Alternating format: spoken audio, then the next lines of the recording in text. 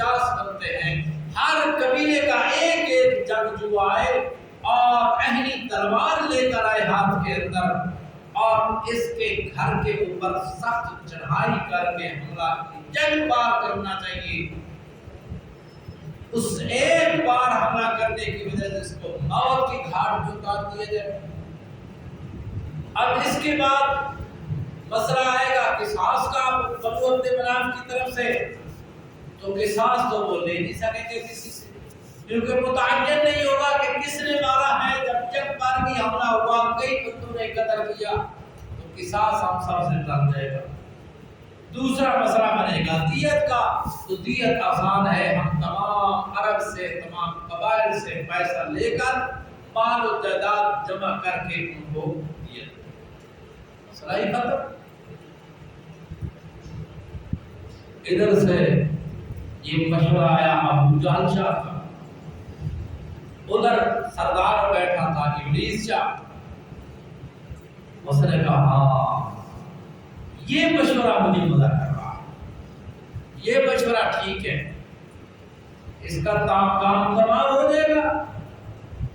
اور تمہارے لیے بھی سارے مسائل بن جائیں گے۔ اسی طرح کا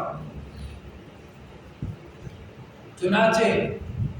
اسی دن یہ مشورہ ہوا کہ آج کی رات ہی اس پر حملہ کرنا ہے، کیونکہ خطرہ ہے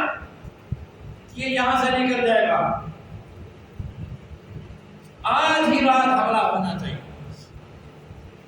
تو اسی رات انہوں نے تمام قبائل سے ایک ایک جنگجو لیا، ان کے ہاتھوں میں اسلحہ دیا اور آپ صلی اللہ علیہ وسلم کے گھر مبارک کے اوپر حملہ کرنا چاہیے۔ ادھر اللہ کریم نے ان کی ساری تدبیروں کا علم آپ صلی اللہ علیہ وسلم کو دے دیا۔ اللہ کریم فرماتے ہیں وَإِذْ يَمْكُرُ بِكَ الَّذِينَ كَفَرُوا لِيُثْبِتُوكَ أَوْ يَقْتُلُوكَ أَوْ يُخْرِجُوكَ وَإِذْ يَمْكُرُ بِكَ الَّذِينَ كَفَرُوا، اللہ فرماتے ہیں وہ وقت بھی یاد کرنے کے قابل ہے جب کافر مشورہ کر رہے تھے، تدبیریں بنا رہے تھے